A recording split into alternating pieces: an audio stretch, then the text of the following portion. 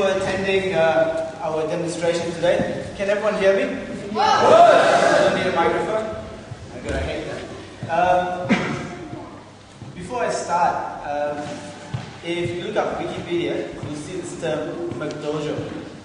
And it's something that us traditional dojos try not to become. McDojos are the American equivalent of how to run a good school. And I think the name says it all.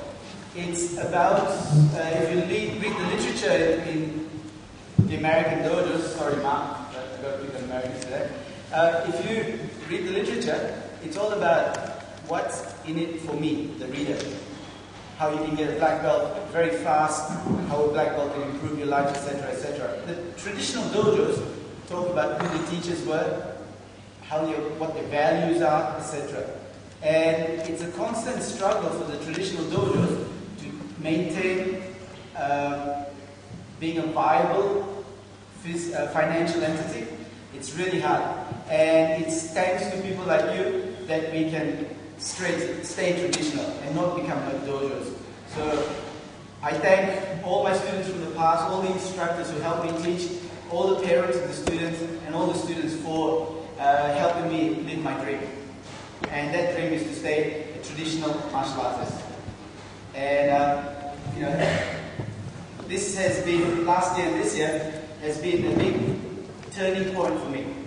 There have been certain things that happened in Japan, and our dojo has left the body we've been with for a long time. Something happened yesterday at the dojo. I had a visit from someone from a long way back. He used to be a student. He's also a very accomplished martial artist. And he did something very silly.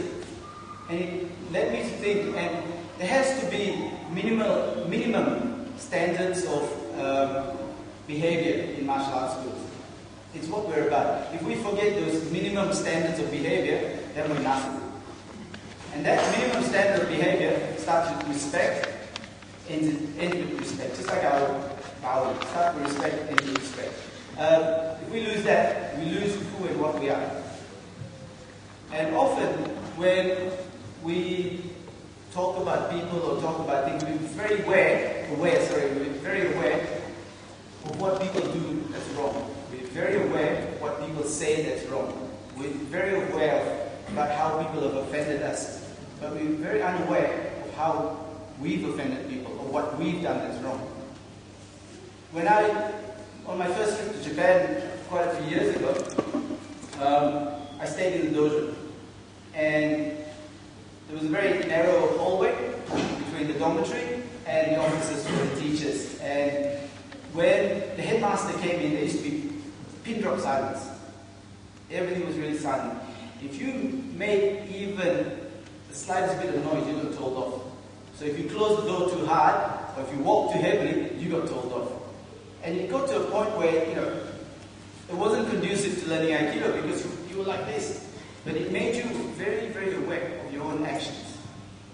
And that's something that I think as martial artists we've lost.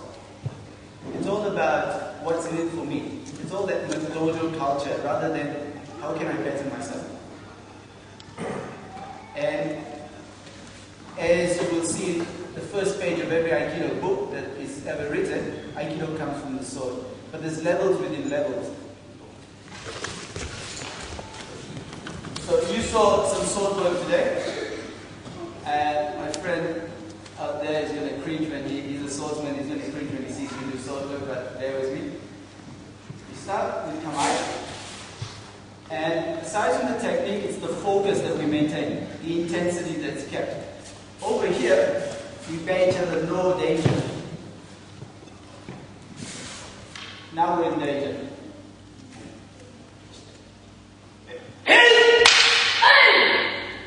Now, from here, I have to be really aware of my actions. If I swing my weapon this way, she should hit me.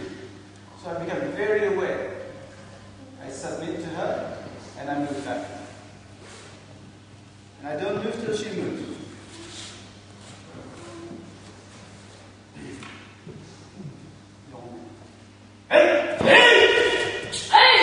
If I do this again, she should cut me. I should be aware of where my partner is all the time. I should not make any aggressive moves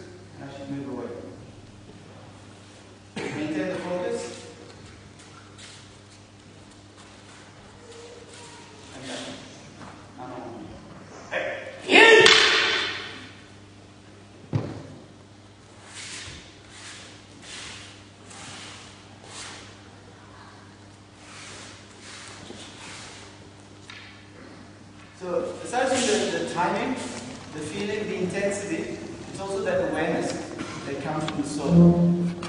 We have what we call at the start of techniques kamai, and at the end we have my sanshi. And it's about awareness. It's about keeping that connection, maintaining that awareness. And this is an integral part in martial arts. The techniques, pretty much after a while, become secondary to that. The techniques are just a reflection of how you exercise those two concepts. I hope I'm making sense, but it's something that's been on my mind for a lot, and I thought I'd share it with you.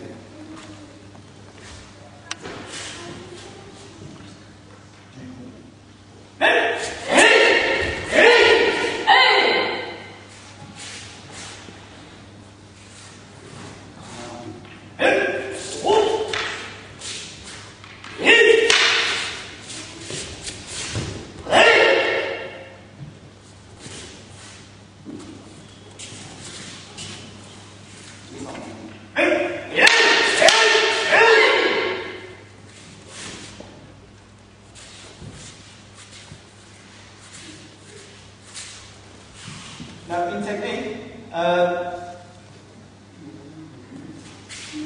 this sort of thing was in movies, yeah? But in real swordsmanship, you weren't taught to block, you were taught to deflect. This way. You can tell from the difference in the sound of the weapon between a block and deflection. Also, when you practice sword, the idea was not to kill your partner. Because the idea was that was the ultimate aim, but in practice it was to develop this way where you could practice without killing someone. So you did this.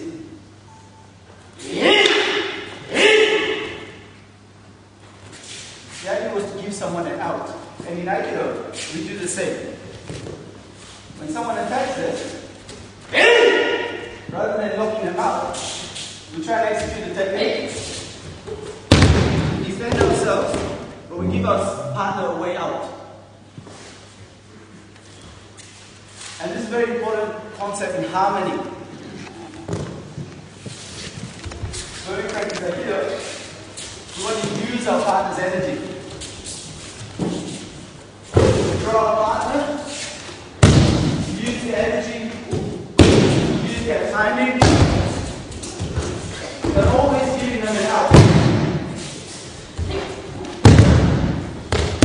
And in life too, if someone transgresses on us, we want to control them, but we don't want to destroy them. We want to give them an out. We want to give them another chance. And this is a message of Aikido.